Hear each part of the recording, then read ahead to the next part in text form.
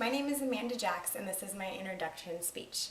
There are 7 days in a week, 52 weeks in a year, and 1,144 weeks in my 22 years of life. How you plan your time has everything to do with the outcome of your life. The time you spent in your past helped your present, and the time you spend in your present will help your future. Here's a little bit about my past. I was born here in Portland, Oregon. I was welcomed into this world by my two lovely parents, Gina Mervette, and my two older brothers, Hytham and Kelton. Ever since I was young, I've always looked up to my father, because being the head of the household, he's been a very strong figure in my life. I've learned a lot from him, especially these past couple years. He's taught me to stand up and be strong whenever life gets tough. My mother has always been the encouragement in my life, always there to pick me up and dust me off and tell me everything is going to be all right. I'm one lucky girl to have the family that I do.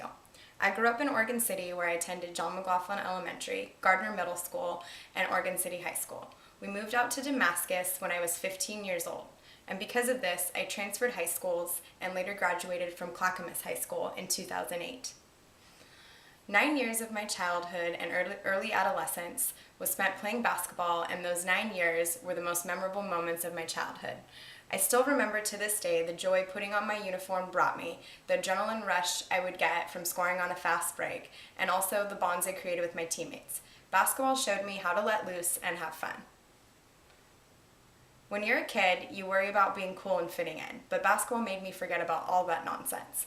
But as soon as those 9 years started, they ended, and I started a new chapter in my life. After my freshman year, I retired my Jordans and traded them in for the opportunity to become a well-rounded athlete. I now have the time to try new activities and sports while graduating with a 4.0. The best day I had when I was younger was the first day I picked up a basketball. Basketball has taught me valuable lessons such as commitment, responsibility, and teamwork. The best week I can remember was the week that my family moved to Damascus. This allowed me to meet new people, make new lifelong friends, and living on the Clackamas River opened the doors for my love of nature. The best month I've ever experienced was August 2008, where I spent 4 weeks in Cairo, Egypt. My mother was born and raised there, and most of her family still lives there. I've been there 3 times, and I plan to go there after college and spend a short period learning the culture. In my present life, my lifeline is my planner. My planner represents how many things I have going on right now. I go to college full-time, and I work a full-time job at the Thirsty Lion and at a country market.